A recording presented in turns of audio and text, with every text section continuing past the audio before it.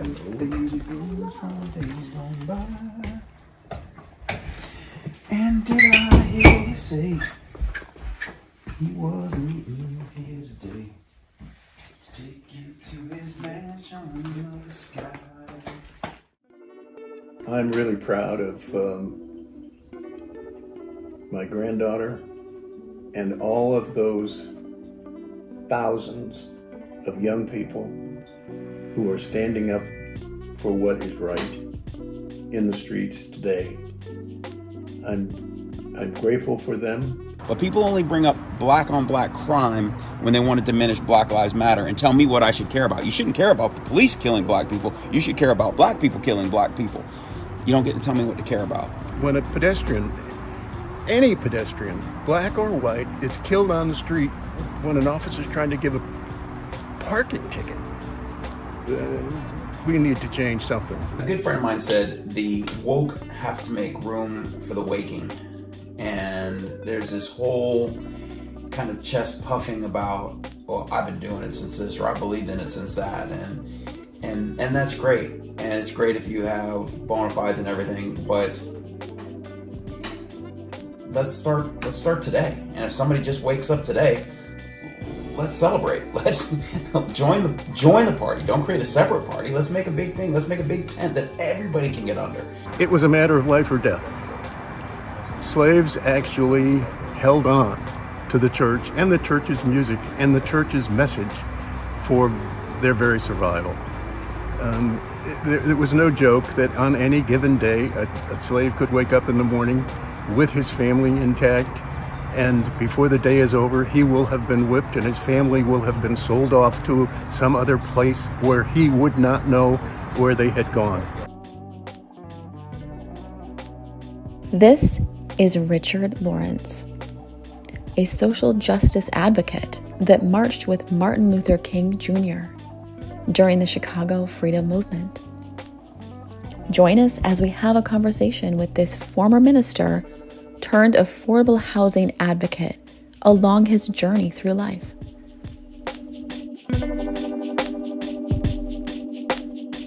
Chicago has had a long history of problems with gangs and with murders, very high incidence of murder in Chicago. This isn't new, and it isn't related to the current demonstrations on police violence. The issue, though, has been around for a heck of a long time, because in 1968 in Chicago, I marched, set up a number of demonstrations because a white police officer shot and killed a guy, black, trying to give him a traffic ticket. Now, by any measure, you kill somebody trying to give them a traffic ticket, you've done a lousy job. There's little to excuse that. He tried to explain it by saying the guy had a gun. Well, the guy did not have a gun. They did not find a gun. There was no investigation. There was no uproar. Everybody seemed to think, well, that's the way things go. And they'd expected little more than that. I expected more than that, and ended up in jail for 10 days because we went to that police officer's house and we tried to tell him, listen, you're a part of this. We want to sit on the sidewalk and pray with you that you can face the significance of what you've done. Well, as soon as we rang the doorbell at that police officer's house, the police officers came out from everywhere. And as they say, I was arrested. Could have paid a bail, but I wouldn't. Mm-hmm. There's a principle involved here that something serious has been done when a pedestrian, any pedestrian, black or white, is killed on the street when an officer's trying to give a parking ticket. We need to change something. My insight to it is, obviously, I could walk into any room and be considered, especially off-season, white. Yeah. And then I hear a lot of things that people don't necessarily say in mixed company and everything like that, and people tell you who they are. People try, and if you just listen, they'll tell you who they are. Yeah, they will. And I'm heartened that most people are good people Yes, they are. who mean and do the right thing and everything, but unfortunately there's still enough, and unfortunately enough with power and enough with authority and enough with resources that they stymie and stifle some of the movement, some of the progress that people can make, and take away some of the opportunities, and not take them away, but diminish them. They kind of shift the opportunities. Make them hard sometimes, to get. consciously, sometimes unconsciously. Well, there's a sense in which the church was a lifesaver for me. I grew up in a little town in Massachusetts called Ballardvale. There were no other black families in Ballardvale. And there were two churches. One congregational, which this church is congregational, and a Methodist church. And I was really moved by a young minister from Boston Theological Seminary who pastored the Methodist church. And then when he organized a baseball team, it was all over. I joined the Methodists and played baseball and sang in the choir and followed this guy around. And he, more than any other single person, sort of directed me toward the ministry in the Methodist Church, which is a long story and a tough tale to tell. But slowly but surely, as I worked in the church, I first appreciated the fact that church is in business to really spend full time caring for other people. And my definition of caring for other people included being willing to take on the tough issues. And the church is not good at that. The church is trying to build a constituency.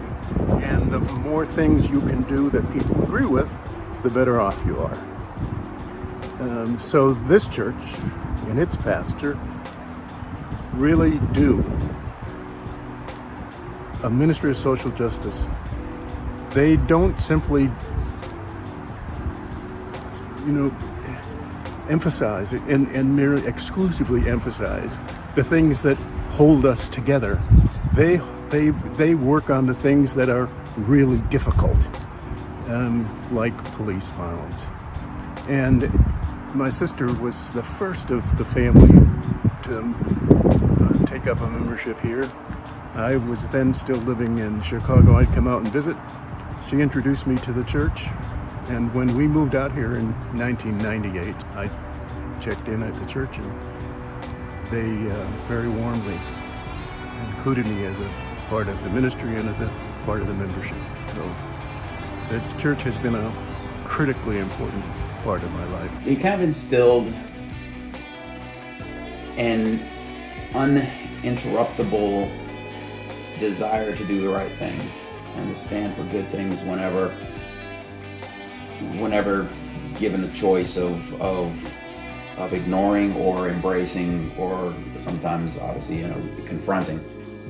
And I've often grown up super proud, of course, the pictures and the history and the stories and the things like that, but I was always kind of lost because they had a mission. They had things specifically to fight for. They had to get the right to vote. They had to sit anywhere on a bus, share water fountains, share counters, and specific goals. And we're going to protest. We're going to get signatures. We're going to march. We're going to do this until we've reached this goal. And then you can celebrate. You can say, now we can vote. Now we've eliminated redlining. Now whatever the policy was, or whatever there was a goal. And then there was this long period of vague progress and vague goals and invisible ceilings and invisible obstacles and things like that, which made it certainly more difficult to celebrate, to achieve, to check a list, but certainly as important, if not more important, to confront and to deal with the stuff daily. And when you have that, and you kind of force your friends and force your family and force yourself to think about things in different ways and to challenge and to change convention, it's kind of, I hate to call it a burden, but it was just a part of me. It's just a part of me that I can't see injustice without speaking up. And I know that sounds kind of cartoony and superhero-y or whatever, but it's just difficult to not say something when you see something. And that's probably the biggest thing is just standing up for the people who can't necessarily stand up for themselves, and the people who don't have the same voice and the same power, things like that. To stand up for them, and to, and then racial awareness. I think a lot of people, the misconception is if we don't see color, that everything will be okay. And I don't see black and white, I don't see Asian or Hispanic, or I don't see any of these things, and that's not the answer. The answer is to see it and be aware of it, and to be aware of the burdens and the challenges and the differences and the heritage and the history as much as you can. You don't have to memorize every bit of everybody's culture, but you should certainly have a healthy curiosity about it. You should certainly have a healthy respect for it, and you should certainly try and squash things that put it in a box and limit it, and then let everyone out of their box, let everyone out of their limitations, and try and provide opportunities and at least an equal footing for everyone to do things like that. That's kind of been, both my mom and dad put that in me years. I can't remember a time not being part of a crusade or an election or a cause or something. I remember stuffing envelopes at 6 years old, passing them out and having friends over and stuff like that. Yeah, I grew up in an all-black neighborhood, and I was the white kid, even though I was the half-black kid. But that's where I was comfortable growing up, and that's where I'm comfortable now. I find an odd comfort around old black people, because they were the parents, and they were the aunts and uncles, they were the big brothers, they were the people in the neighborhood who took care of us and who raised us and who taught us stuff. So when I see a group of black people, it's comforting rather than threatening. And I don't know that would have been the case had I not grown up there. Then we moved away, and it was very different. But being exposed to it and being indoctrinated, I guess, early, and just saying that they're people. They're not black people. They're not criminals. They're just people. Yeah. And never considering that they were black people or anything like that, just considering they were just people. And so the church's first mission to those of us who were slaves and black was to provide us a place where we would feel safe, where we would feel hope. And so the theme became never give up. There's hope. There's a new life in the great by and by. And so we began to think that the only hope we had was dying. That the only peace we'd have is when we die. The only happiness we'd have is when we die. And that became a really strong message of salvation for millions of black slaves. My dad in 1965, went to Selma. Got a kind of inspiring picture of a young Richard Lawrence with a bullhorn talking to a bunch of freedom fighters and motivated people trying to cure the world's ills back in the day. And that was right after Bloody Sunday and John Lewis and the Edmund Pettus Bridge. And it was obviously a turning point in history, but we also, my dad being there, we wanted to go back for the 50th anniversary. So that was a big moment. We got there's 4 of us siblings, and all 4 of us were able to go back and walk across the bridge and recreate and do a lot of that stuff. Actually, it was really cool. He got recognized with a medal because he was one of the originals. They had a big ceremony, and all the people who walked across the first time got medals and a presentation and everything. And that, obviously, I was 2 years old. I was born in 63. That happened in 1965. I wanted to go, but he didn't let me. And I mean, it's just part of the freedom fighting footprint of our family. We that's how we were raised. Both my parents were very involved in very civil rights stuff, so they passed that just through education and belief and exposure to different things down to us, and then I'd pass it on to my children and hopefully to my friends, and then to their friends, and then we get out more firsthand, because this is stuff that happened. I mean, this is my father. This isn't in a history book. This isn't someone on a slave ship. This isn't someone in the Civil War. I mean, this is my father who went through these things and had to face a lot of these things. So it becomes very personal. It becomes very hands-on history. It becomes something like that. So that when I can pass that on to my daughter and those values. She's very active. Both my boys are active, but my daughter's super active. Isabel marches and goes to protests, and she organizes, and she borrowed a couple. I have a sound system. She borrowed the speakers and the microphone so people could speak, and that's how we kind of connected the Selma to this latest thing. When I went to Selma in '65, really it was because Dr. King was associated with the movement, and I obviously came to really admire him. And as his story became known, I became more and more enthralled. So when then he decided to move to Chicago, and he lived in Chicago for a year, and when I was still living there, he moved to the west side. I lived on the south side, because of open housing. And he had a summer of open housing marches, which were the most violent open house demonstrations you could imagine. Tell me what open house means.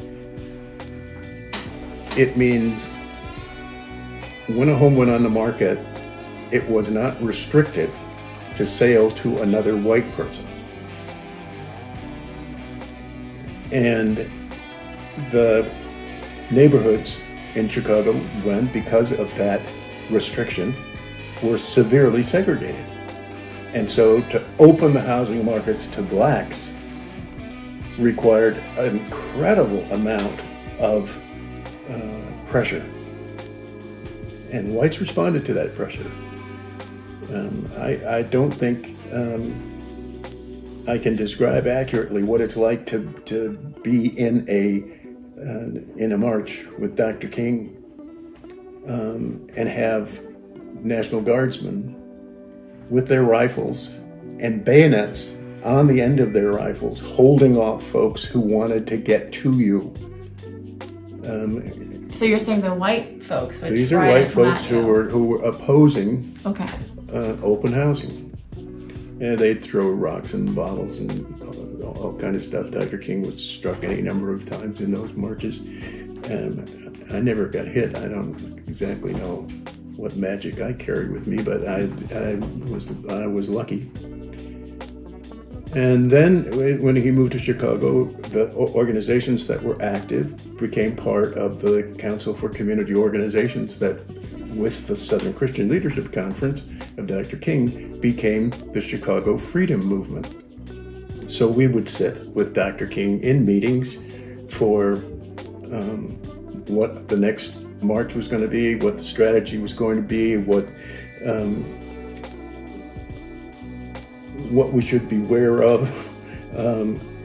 And I was independently of Dr. King working on a group called the Englewood Action Committee, which was the organization that I represented in the Council of Community Organizations. So we got to know each other. And we had been working on an urban renewal project. You and MLK? No, the Englewood Action Committee. Okay. We've been working on an urban renewal project on the south side that the bank, which you see in this picture, was the primary sponsor of. And what the bank was trying to do with urban renewal money was to build a special access road to the shopping area at 63rd and Halsted Street, which would then had a Sears store and some other big stores on the corner, and typically was serving white customers. But as blacks moved further and further west, they moved out of that community, whites moved out of that community, and it became a black community. And whites would no longer shop at 63rd and Halsted Street. So the geniuses at the bank said, well, let's build an access road, we'll provide parking, those folks can come in, shop, and get back out, and they won't even know they've been in the black community. That's with urban renewal money. And they did it. And we did everything in the world we could to stop it. One of them was to demonstrate at Chicago City Bank that we were opposed to it. And that's that picture. That's that Chicago City Bank. You can actually see it in the picture, and with a group of ministers, and we all pulled our money out of the banks. That some of them were church accounts, some of them were personal accounts. And the day that we were scheduled to go, we got news all of a sudden that Dr. King was going to join us. And so I say quite proudly, I not only marched with Dr. King marched with me. And that was our march. And he joined us, and one of his staff, the guy here named James Orange, suggested we burn a bank book. So we did, and the photographer from the Chicago Daily Defender, which is a black paper in Chicago, took that picture. And I was able to get him to send me a copy, and of course, treasure it. It's the most meaningful symbol of my participation in a really good. Dr. King motivated hundreds of thousands of folks to stand up on their feet and risk their lives for the right to vote and the right to buy a house. In Chicago in those days, a black person couldn't get a mortgage loan at a bank. They had to buy their houses on land contracts from the current owners. We're trying to put an end to that. And Dr. King had inspired me, and then he goes overboard, comes to a march on the South Side, walks with me, and burns a bank book with me, and tells me that you're okay, Reverend Lawrence. You're okay. Well, my dad could tell you the whole story, but for us, I mean, for those of you who've never opened a history book, the guy in the middle is Martin Luther King. James Orange is another instrumental person. What about the guy on the right there? And this guy, I don't know, some guy. No, this is my dad. And it's obviously being in a picture with Martin Luther King is pretty special. It's pretty spectacular.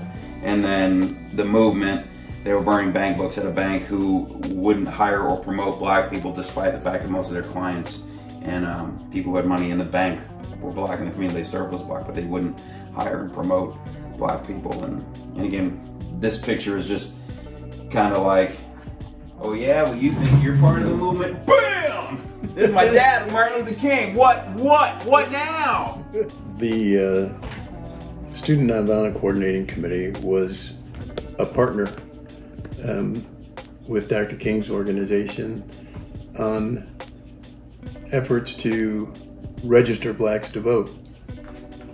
And there were any number of districts in the South where blacks of voting age outnumbered whites.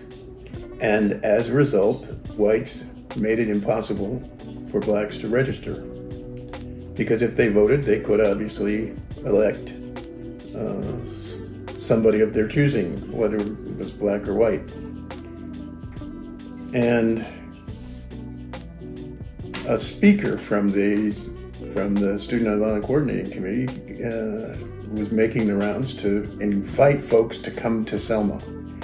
And the way he put it was, they might beat the crap out of us, but when there are white folks in the demonstration, they're a lot more thoughtful about it. It didn't say they won't do it, but they're a lot more thoughtful about it. And he just made a pressing case, which who has to make a pressing case about the fact that there are folks down south who can't vote. These are supposed to be U.S. citizens. How come they can't vote? I want to put a stop to that. They should obviously be able to vote. And Selma was one of those places where the youth in that town, as was shown in the first march on Bloody Sunday, really were leading the way. These were Selma folks who were on their feet, showing how much they wanted to change. the situation that prevented them from voting. And Dr. King invited ministers in particular and anybody else to come to Selma and stand with the the blacks who wanted to register to vote in Selma, and in March from Selma to Montgomery. It was 5 days. I really wanted to march, and we had a little bit of a tussle after we had arrived there because they put you in different work teams, and they wanted to put me in a work team that would clean up the cow pastures where we were going to be sleeping, I didn't like that very much. So we all agreed that we would at least march the first leg, and then we'd go to our camps. So I did clean up some cow pastures, and every night we had a rally, and Harry Belafonte, Joan Baez, Pete Seeger, a number of the old folk legends put on a show. And then we went to bed and get up and marched the next day. We didn't march because we had to take a car to the next place and be ready when the marchers got there. We finally got to outskirts of Montgomery, and we all again marched from that last campsite to downtown Montgomery. And Dr. King addressed the crowd. The crowd was so huge that the main street, which I had forgotten the name of it, was packed. Couldn't get on that. I was around the corner, but the sound system was wonderful, and I heard the speech easily and clearly. And then we had to get back to Selma. I had brought my Volkswagen from Chicago, and I'd driven some students with me, and I got them found them all. We got back in the Volkswagen bus and went back to Selma. And on the way, we were stopped by a state trooper. Now, ordinarily, maybe not right now, but ordinarily you'd think, so you're stopped by a state trooper, so what? In Alabama, in the middle of the tension of a march like that, you didn't want to be stopped by anybody, and the state trooper was not an exception. We had a discussion in that bus that if we were stopped by anybody, we needed to be ready to resist. And the way we would resist is that one or two, however many had to, would be captured. The rest of us would run in other directions and do our best to find some help. Just to have that discussion, it is incredible. The fear that goes with having to have that discussion was just nearly overwhelming. Well, the trooper didn't want anything except to tell us that there had been a shooting on the highway, and a woman, her name is Viola Liuzzo, she was from Detroit, was shot and killed. And they wanted to be sure we didn't stop for anybody else again on the road, that we should get back to Selma as quickly as possible. Well, we took that advice and we got back to Selma. We slept there that night, but the next day we got back in the bus and headed back for Chicago. That suggests, how terrifying on the one hand and how exhilarating on the other hand that trip was. And it was the students who said, after our rally in Chicago, we must go to Selma. And it was just the no questions asked part of that led us to then fill the Volkswagen bus with some food, which they asked you to bring food supplies for the folks who were marching. And put a mattress over those, and students sat on the mattress for the trip there and back. It was an awful final moment, when we found out that a mother from Detroit who had been ferrying, marchers back and forth from Montgomery to Selma had been killed. And the story ends really pretty amazingly, because in the car where the shooter was also an FBI agent. And because of that, there was a conviction of the shooter. And I'm not sure what the sentence was, but I knew that the FBI had infiltrated any number of the Freedom Marchers' rallies and meetings and sort of had their ears open. And I managed to form a pretty fat file with the Justice Department because they were watching me. So I didn't think friendly thoughts about the FBI until I heard this story. And then I thought, at least they can do some good when they're not really doing good. I don't think FBI ought to be snooping on activist activities. The assumption is that those then have no good intent. I haven't been in one that didn't have good intent. And I'm surprised that if the FBI was in very many, they would have found out that there weren't very many that ever had any evil intent. But I'm not so sure that their inclination about us who were demonstrating even allowed them to hear the positive nature of what we were trying to do. It's super ironic that when I was living in South Carolina after growing up in Chicago, people would always say things like, well, you're not that kind of black, or you're not really black, or this and that. And when people found out and they'd want to brush black people with exceptions as being good or articulate or intelligent or educated or different things. And then now we're at the exact opposite of white people, many of them being characterized as racist, many of them being characterized as being on the wrong side of history. And the police in particular, who have an incredibly difficult job, a split-second decision, lots of training, you can't always prepare for it.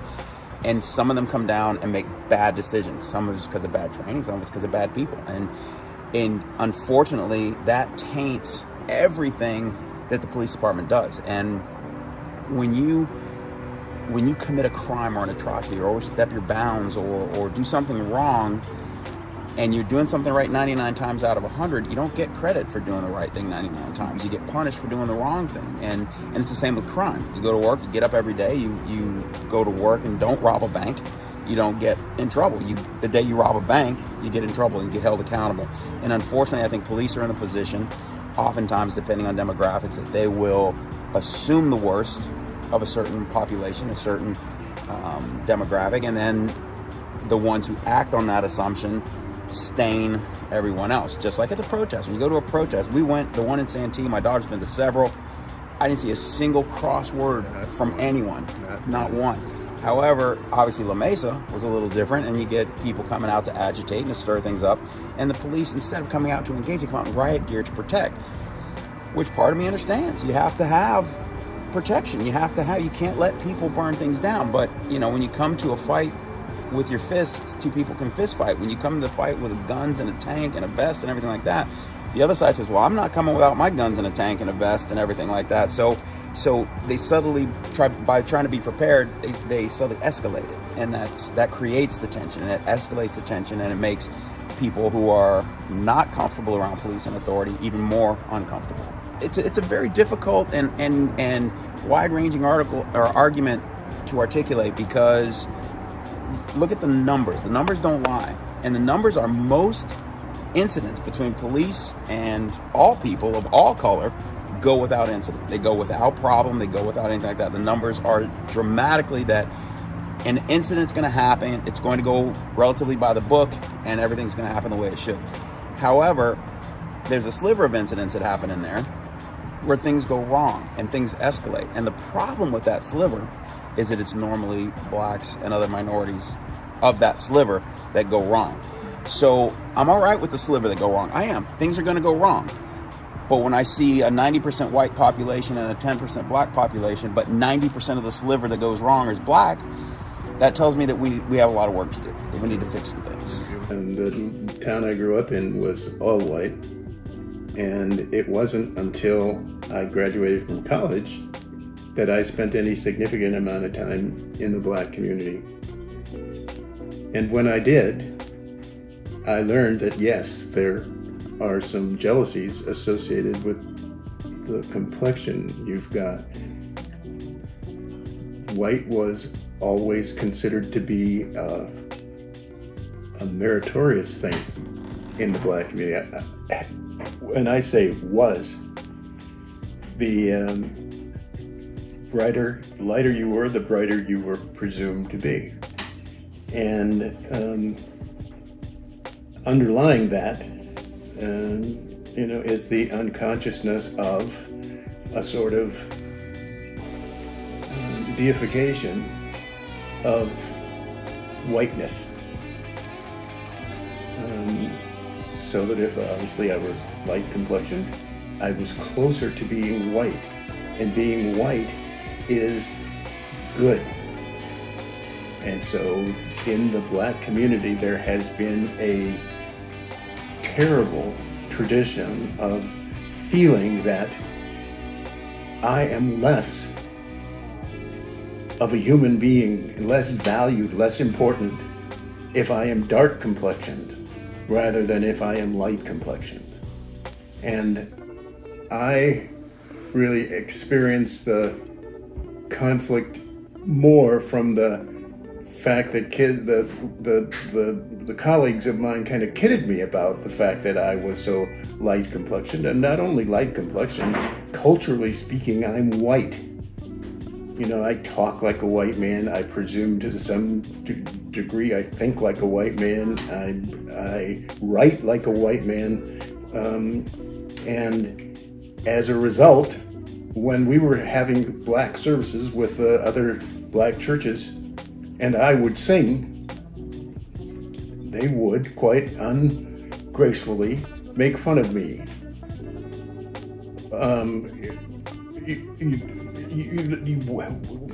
What happened to your soul? What happened to you? You should see him dance. Oh God, no. So yes, it is a very, very strong and very, very negative power in the black culture, and we haven't gotten over it. We still have to do an enormous job of getting blacks to shop in stores that are owned by blacks, to buy products that are produced by blacks. There is still an underground sense that if it's black, it's inferior. It's not up to snuff. I was asked by my mother to play a role that in her mind was the most important thing I could do, which is to live a life as a good person so that my model as a black person really helped to move the black cause forward. So white was always on my mind I did as a kid ask my sister when I had hair to straighten it. And then I'd wear a sock, nylon cap overnight, because otherwise it would get all ruffled. And I'd take myself to church the next day and think I was really a knockout. Oh. It was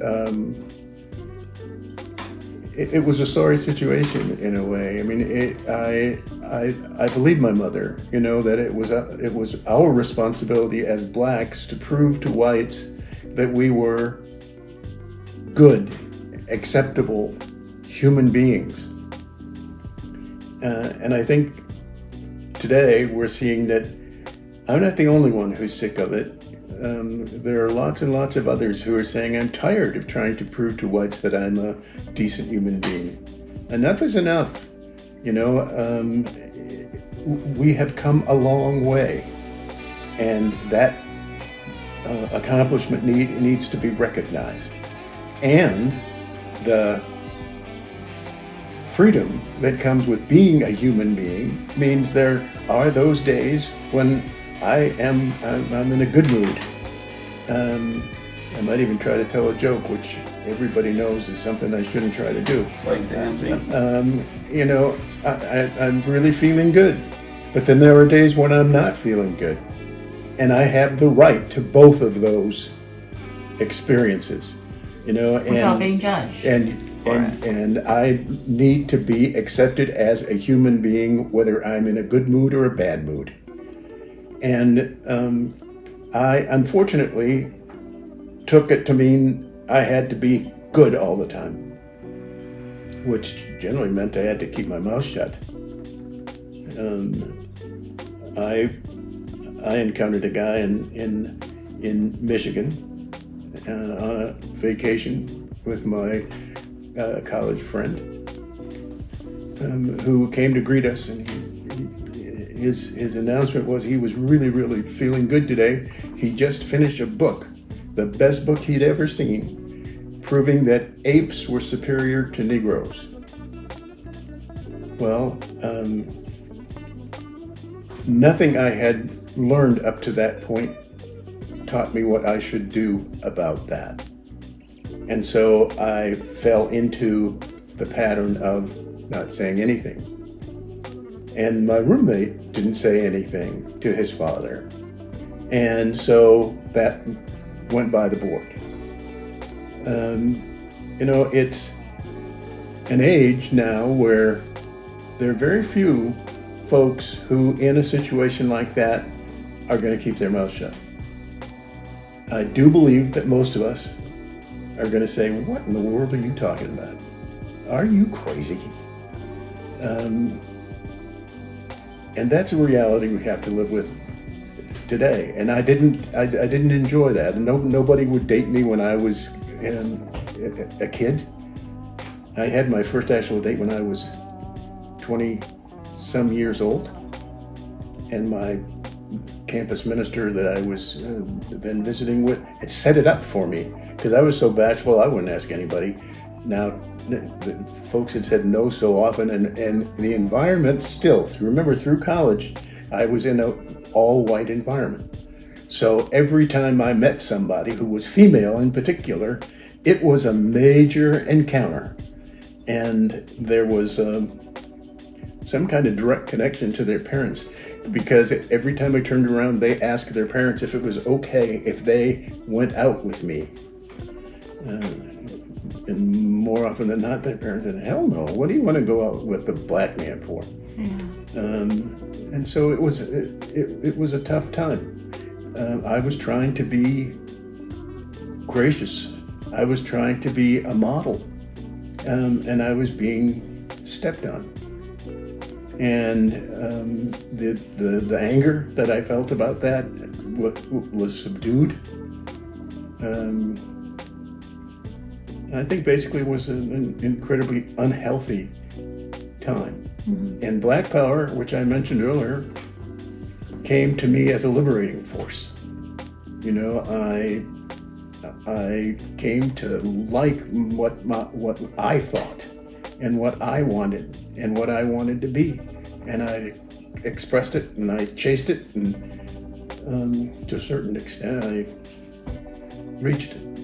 So when you were growing up, did you watch a lot of TV and listen to radio? Like, who did you look up to? Or did you not look up to anybody? If there was no person that looked like you, what would you do? First of all, I'm one of 15 kids. And I really did look up to my brothers and sisters. And they were phenomenal models. All 5 of my oldest brothers were in the Second World War. When they came back, I was about 12 years old. Just about the time I could make a really serious relationship with them, get to know them. And they came back from the war thinking that they wanted to have a relationship, but it wasn't with their brother. They wanted to have a relationship that would lead them to the aisle.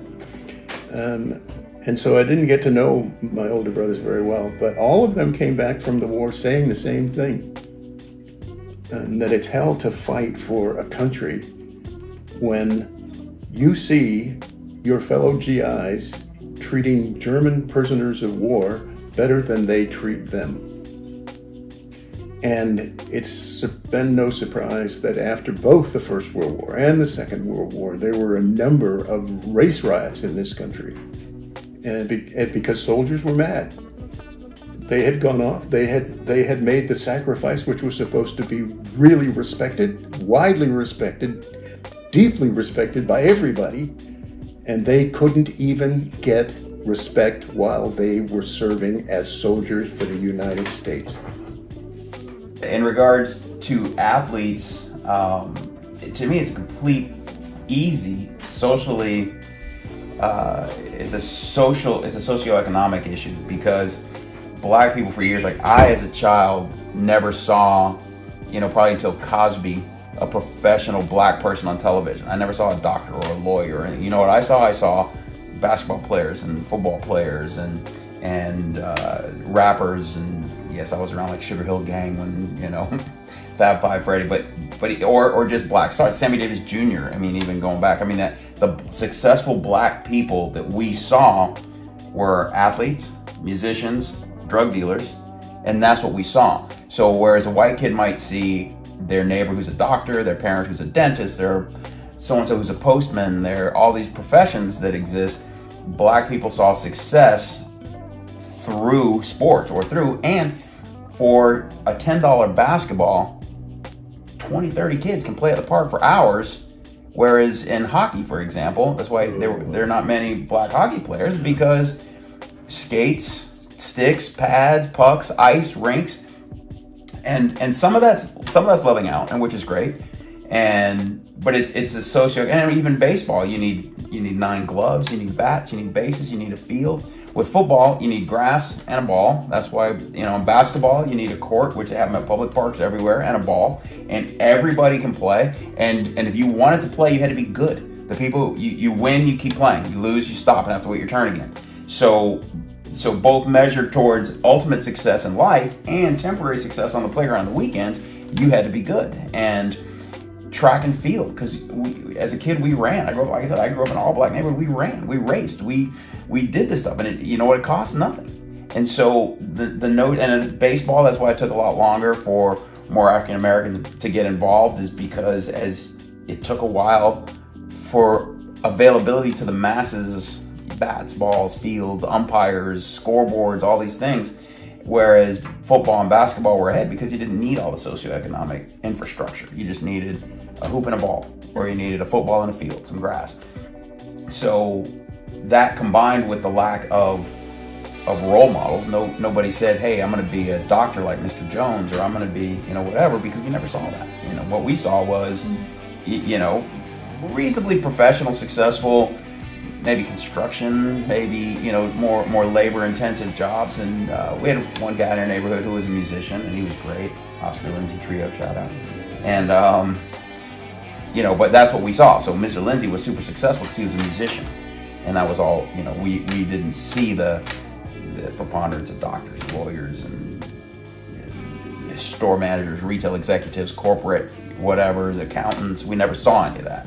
So again, recently we're seeing more of that, and I think that helps bridge some of the racial gap. Is just showing a 10-year-old black kid, doctors make $100K per year to start. Go to school, be a doctor, because that was never put in our heads. That was just something that was unattainable. This picture is one of the family pictures of my dad. He's 10 here, of 15, with my grandfather and my grandmother. That's the best picture we have. He died very young, one of my dad's brothers. He's one of 15, and when people say your dad doesn't look black, you know, this is the color spectrum of his 15, him and 14 siblings, but the 15 kids, and they're very much indeed black. They don't, you know, and it just means a lot. Another trump card to say, oh yeah, I'm not black enough for you? What about this? This is my family. How you like my family? We're black. Deal with it. But again, it's family, and we just love to have these family pictures have been up, and it's interesting. My dad hasn't noticed this picture that's been hanging here for years, just because, I mean, we have all kinds of family pictures everywhere, and they just become part of the scenery and the ambiance. And not, you know, we don't typically take them out and put them on the kitchen table and go, hey everybody, look at these pictures. But obviously proud of my family. I love my family. I love all of our history and all of our things that we do. One of the great disappointments of my life is that the cause of racial justice really consumed me virtually entirely. And my first wife, who raised the kids, took virtually all the responsibility for the house, and I got divorced. And we got divorced because there was a really painful transition in the civil rights movement from a total commitment to integration and was replaced by an assumption about black power. And black is beautiful. And Say it loud. say it loud. I'm black and I'm proud. There, and living through that in an intimate relationship proved enormously difficult. And I am sad to this day that I was not able to persevere and adapt and do whatever needed to be done. We tried hard to save the marriage and we couldn't do it. It came at a really, really bad time for Tony, who was just, I think, about 16. And Which time? the first separation. No, the first separation. I was like 12. We were still in Chicago. Yeah.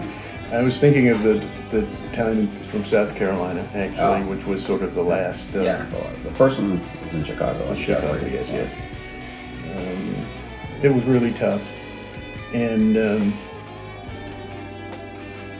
I am just so deeply grateful that my kids, despite the pain of that divorce, have always been generously loving and supportive of both of us. And in addition, the judge at our divorce hearing gave me a piece of advice I've tried really hard to follow, and that is, no matter what, you don't say anything bad about your wife to your kids. She is one of the most important people in their life, as you are. And I've tried to respect that, and I think the kids have honored me by their faithfulness. Absentee fathers is an issue in every community. Yeah. It is a predominantly disproportionate issue. In the black community, and again, in my opinion, and survey shows that there's additional struggles and pressures with black families, that they have all the same responsibilities and job paying and family leading and decision making and everything that traditional white families have, plus the burden of, again, being black and having to work a little harder and having to, let's say there's 10 jobs available, 10 different employers, even if only one of them is racist, which is generous, that means they only have access to 90% of the same jobs, or 80% if two of them are racist, and they only have a similar percentage of opportunities to move up. And then every marriage is burdened by financial struggles and raising the children and agreements and disagreements on housing and all these issues. And when you combine that, because it makes it a little harder to raise a black child, it makes it a little harder to get a good job for a black person, it makes it a little harder for a black person to have financial security, especially since we're less than a generation removed from redlining policies and black people not being able to marry white people and black people not being able to buy property, and all these things are literally one generation. My generation suffered from it. I'm 56 years old. My dad's generation couldn't imagine equal footing. So the idea to treat it like it's ancient history and it doesn't matter, I think, is part of the systemic problem. And that, I think, contributes to higher numbers. And I think you'll find those same higher numbers, I'm quoting without facts here, but I think you'll find that same in other minority communities, that divorce rates, single fathers, things like that are more prevalent, again, because of the inherent pressures and the inherent burdens that makes what's already tough. Marriage is tough. Going through life is tough. Raising kids is tough. And when you add ancillary burdens on top of that, it makes it even harder. It's a fact, too, that the civil rights movement had an enormous impact on a variety of communities. One of them was, of course, the women and the women's liberation movement.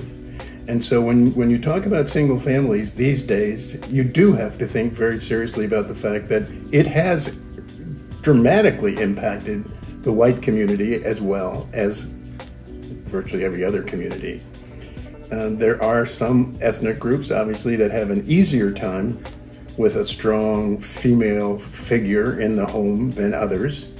I'm thinking specifically of the Latino community. Black men are not so generous.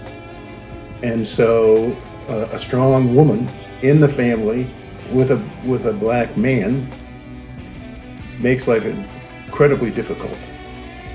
And so, and there is a history, from slavery, where the woman, partly because of her sexual attractiveness and partly because the white owners were far more willing to invest a certain amount of trust in women that they were not willing to trust in men, that women become favored.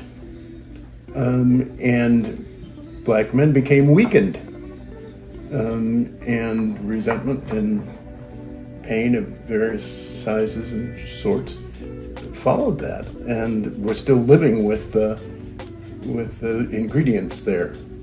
There have been some really bad habits that men have gotten into, and women don't like some of those bad habits and are very much free to say they don't like them. And so it's tougher to be a man today than it was before. But freedom does that. When a woman is free to say what she really thinks, things are going to be more difficult than they were before when she was more... Please tell me you're going to edit this out. When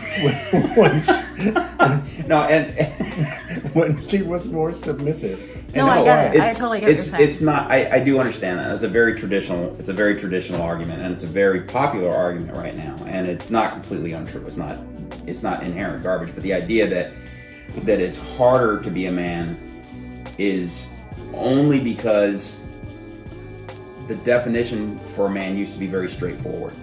It used to be tough, don't cry, provide for the family, go to work, come home, what? Be a man, don't cry, be a man, don't be a little boy, be a man. Now you're acting like a girl. And that become very easily defined. And so people in attempts to be a man had a very simple direction. it's just as easy to be a man as soon as you let go of all of that, and as soon as you redefine being a man.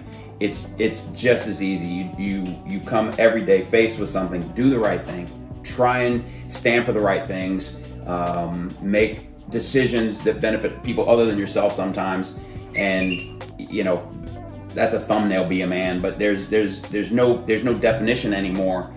So in some ways, I guess it's more challenging to find out what being a man means. But in other ways, it's much easier just to be a man because it's broader, and you don't have to, I like to sing, I like show tunes, I like things like that. So and I don't drink beer. So those two things disqualified me from being a man for a long time. It's more humorously, but those are things you do. Men drink beer. What do? You go drink beer. Oh, you don't sing. Women sing. Men don't sing. And now you're free. It's broader, and I don't even want to say the cost of it, but an ancillary thing of that is that women are stronger as well, and women can now vocalize things that they like and don't like. And some women and some men absolutely like the old definition of a man and have put it in a box and be a man, and that's okay, right? Yeah, that's okay. Yeah, there's nothing wrong with being a strong man. There's nothing wrong with opening doors and paying for meals and doing all that stuff. But if that's not you, that's okay. And there's somebody out there for you. And the problem with the traditional masculinity is we've been very slow to embrace other interpretations of masculinity because we want it defined. We want to know if we fit in this box, if we're a man, damn it. And if we don't fit in this box, well, you're less than a man because I'm in this box. And all the men, we're in the box. All you outside, not men. And that makes it easy. And it's just different. It's not, again, if you just worry about yourself, open doors, pay your bills, pay the check, do whatever, great. But once you cross over to judging other men and their shortcomings to fit in your box, to me, that makes you a lot less of a man and more of a coward or a bully or dumb, who just can't think outside of this box. And, I like to think the traditional roles of men are still important. Racism was something we stumbled on years ago. Actually, there's a picture that I can show you of our wedding. Grab it, actually. Okay, and it's here,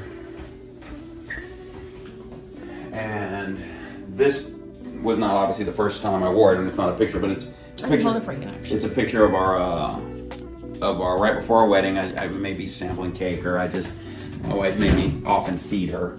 But I'm wearing the racism hat there, and that was 1995. So, I don't want anybody to think, hey, Johnny come lately, jump on this. It's always been a part of my kind of comfort wear. And we're trying to bring back an attempt to erase racism and create some statement clothing and coffee mugs or different things. It's in its embryonic stage right now, but it's just the whole idea. And just wearing it, I can't tell you how many compliments and things I get on it every time I wear it. It's really, really impressive and really joy bringing when people say, hey, I love your hat and things. My advice is keep at it. Keep walking. It's very peculiar. In a democracy, we think somehow somebody else is going to take care of keeping things straight. Well, nobody else is. We need to be ready all the time to stand up, find out what's going on, and to be prepared to do what we have to do to set it right. And unless we are so prepared, we're going to find ourselves doing this again. And it's my hope that what this teaches us is exactly that. You can't quit. You can't stop. You can't go to sleep. You can't give up. You've got to stay out there fighting and making it clear that you will stand up for the things you know to be wrong. Not just today, but any day they occur. So let's do it right. Let's really make this a march for justice. Let's really be sure that this country can hold its head up as a country that leads the world in doing what is just for all of its citizens. But what action items can you think of that would get you to that point for change? There isn't a single item. Okay. It's really encouraging that in San Diego, for instance, the mayor has said he now does not want the chokehold used anymore. And been fighting for that to happen for about 10 years, probably more than that. He's also said he wants a strong citizens review board. We've been fighting for that for years. It was something that was impossible. We just couldn't do it. Well, we can do it now. Let's do it. We are looking at how we use the money that funds police and police services. What police services do we want? We certainly don't want police killing people. That's absolutely forbidden. A policeman's job is to recover someone that has possibly committed a crime and assure that they are available for court, that the judge and the jury get a chance to listen to that person's story and decide guilt or innocence and what the punishment's going to be if in fact it's guilt.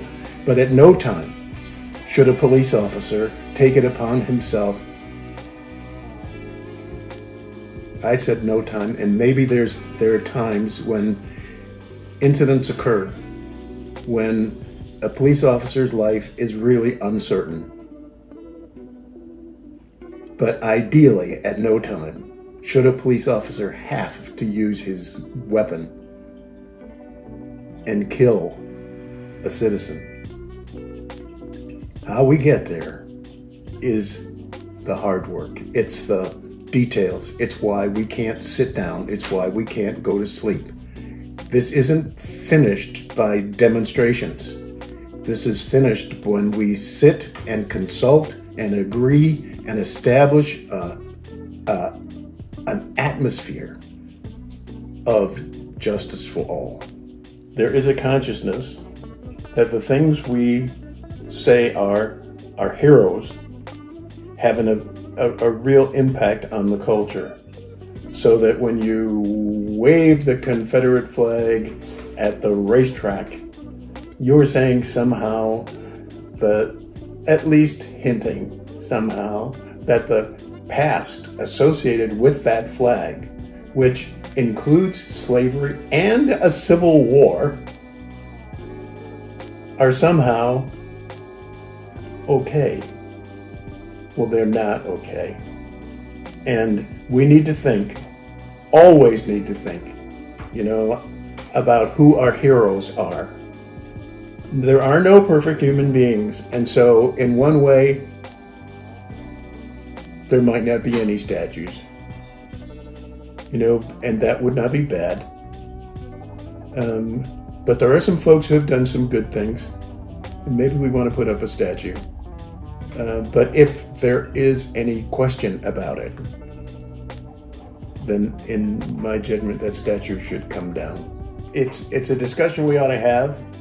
It's disappointing as hell to me when I went to the Harvard Business School and I said, how would you calculate the impact that slavery had on the U.S. ability to become economically dominant in the country? Could we measure that impact in dollars? Obviously, what I was trying to get at was a dollar amount that we then would set as a mark for reparations. But no, they've never even looked at it. They've never even thought about it. So reparations is a serious issue. You don't treat a group of people the way we have treated blacks in this country without facing the fact that cost something. Oh, yes. More than money. More than money. And unless you face the cost directly, one of the great things about South Africa was the commission that required the supporters of apartheid to face directly charges of what they had done. Well, we're not in the same era these days, but we need to face exactly what we have done, and we need to make up for it. We need to face the cost. We need to face up to the fact that there was a cost to the history of slavery that this country perpetuated. I'm saying we have to face up to it. That, to me, is what the foundation of reparations is all about.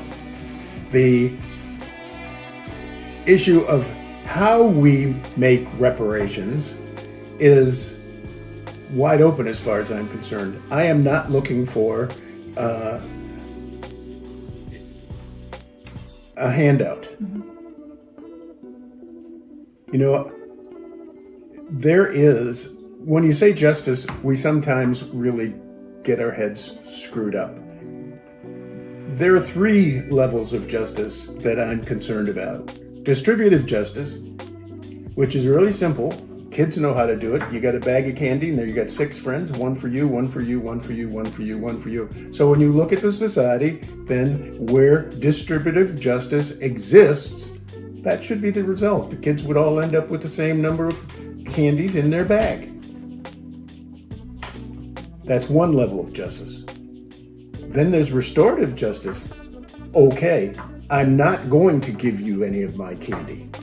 Period. I'm not going to do it because you're black and you don't deserve to have any candy.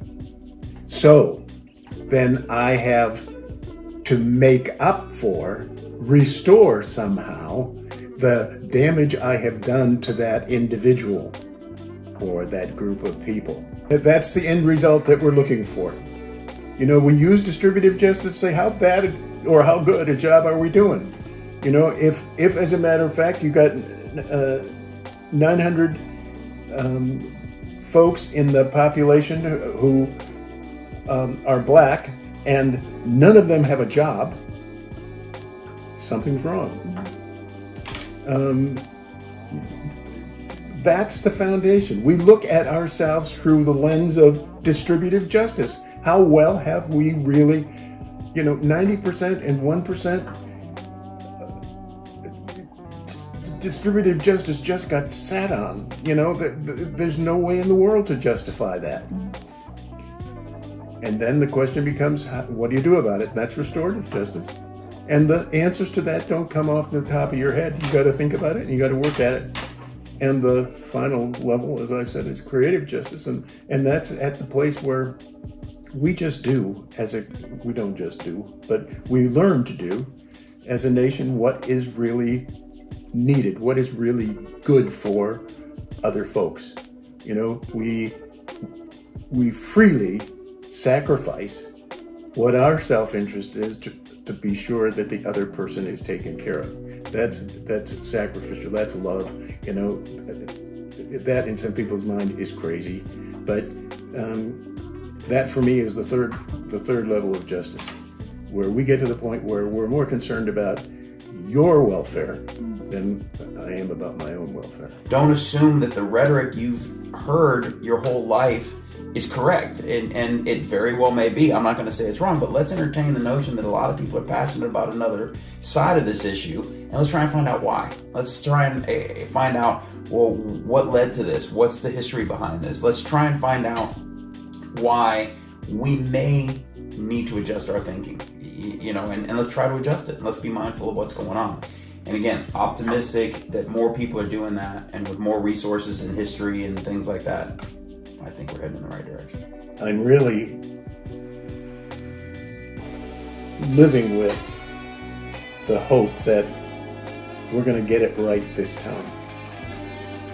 That there is a quality out there now that strikes me as more powerful and more longevity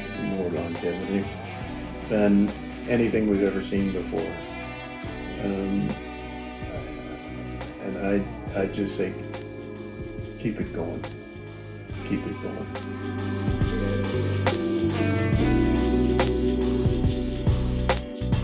Stop the hate.